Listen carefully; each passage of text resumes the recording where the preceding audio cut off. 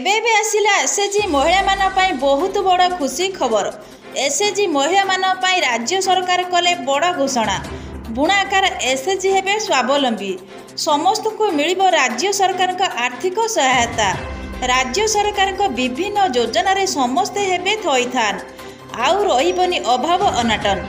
बुणाकर कार्य करिबा पई काम आरंभ ठारू एहार बिक्री पर्यंत समस्त क्षेत्र में बुणाकार मानकु सहायतार हाथ बढ़ाया बुणाकार निकट में पहुंची राज्य सरकार हस्ततंत्र बयान शिल्पी और हस्तशिल्पी विभाग।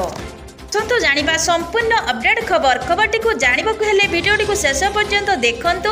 आम चैनल सह जोड़ रहा चैनल को सब्सक्राइब करी पाखरे दिवा घंटे चिन्ह को दबाई दियंतु, जहा फल एभली लेटेस्ट अपडेट आपण माने सर्वप्रथमे पाई परिबे। एसएचजी बुणाकार माँ माने हेबे स्वावलंबी। मिलिबो राज्य सरकार पक्षरु आर्थिक सहायता।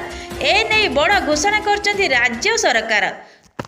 बुणा कार्य करिबा काम ठारू आरंभ करी एहार बिक्री पर्यंत समस्त क्षेत्र में बुणाकार मानकु सहायतार हाथ बढ़ाया पई बुणाकार निकट में पहुंची राज्य सरकार हस्ततंत्र बयान शिल्पी और हस्ततंत्र शिल्प विभाग।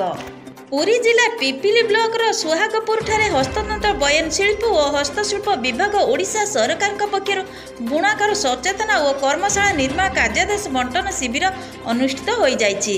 एथिरे विभागीय मंत्री प्रदीप बल सामंत मुख्य अतिथि भाव जोग देइथिला बेले पिपिली विधायक आश्रित पट्टनायक सम्मानित अतिथि भाव जोगदे बुणाकार मानक सामग्रिक विकास पर डबल इंजिन सरकार नैथिबा पदक्षेप उपयुक्त वक्तव्य रखिले।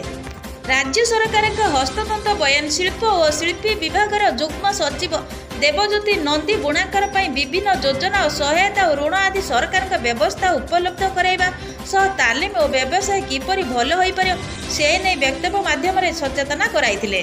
तेथिपाई आज विभागीय मंत्री और स्थानीय विधायक तंत बुणिया एक छातघर और कर्मशाला निर्माण कार्यादेश 36टी बुणाकार परिवार को निज हाथ में प्रदान करिसेंती।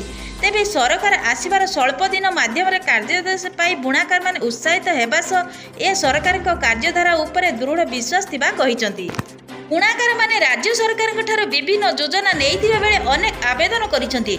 बुणाकार मानक पाई राज्य सरकार सहयोग हाथ बढ़ाइबा सहित एहिपरि भाव में जोगाइथिबा विभिन्न योजना मानक आगको बढ़ाइबार सहायक हेबे निश्चित।